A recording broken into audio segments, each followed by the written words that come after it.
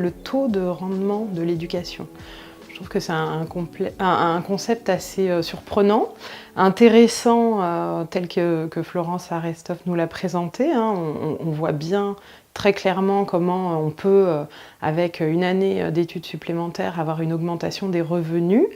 Donc ça, extrêmement intéressant, pertinent de pouvoir le constater. Et en même temps, un concept voilà, qui laisse un petit peu avec plus de questions presque, parce que comme ça a été posé d'ailleurs dans la salle, hein, dans quelle mesure un concept comme ça peut prendre en compte des populations exclues. Or, a priori, le travail que fait Asmae est beaucoup en direction des populations en situation d'exclusion.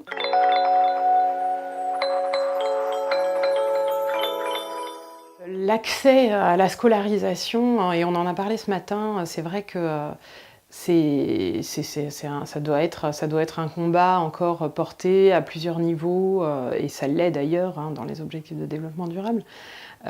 Mais il y a aussi la question de la qualité de l'éducation et donc de la qualité de la scolarisation. C'est-à-dire qu'apparemment, on a constaté que l'augmentation déjà du taux de scolarisation est aussi corrélée d'une baisse qualitative de la scolarité. Donc c'est vrai que j'ai envie d'aller plus loin dans la façon de s'interroger sur l'accès à la scolarité, mais c'est pour quelle scolarité et pour quels résultats derrière.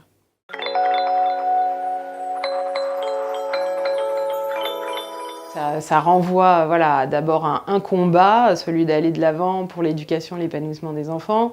Et puis l'idée d'une banque et d'un investissement, c'est un petit peu comme ce taux de rendement de l'éducation, c'est-à-dire qu'on met en relation des concepts que l'on voit assez éloignés au départ. Et je pense que c'est une bonne façon d'interpeller pour renvoyer à ce que peut être et ce que peut apporter très concrètement l'éducation des enfants. Sans doute un monde plus juste, hein, déjà, dans lequel grandir, et puis une éducation de l'épanouissement, voilà, qui ne soit pas centrée que sur du chiffre, mais plutôt sur l'état d'épanouissement, de liberté, voilà, de vivre ensemble, auquel les enfants, avec les adultes, doivent pouvoir aspirer. Je le souhaite.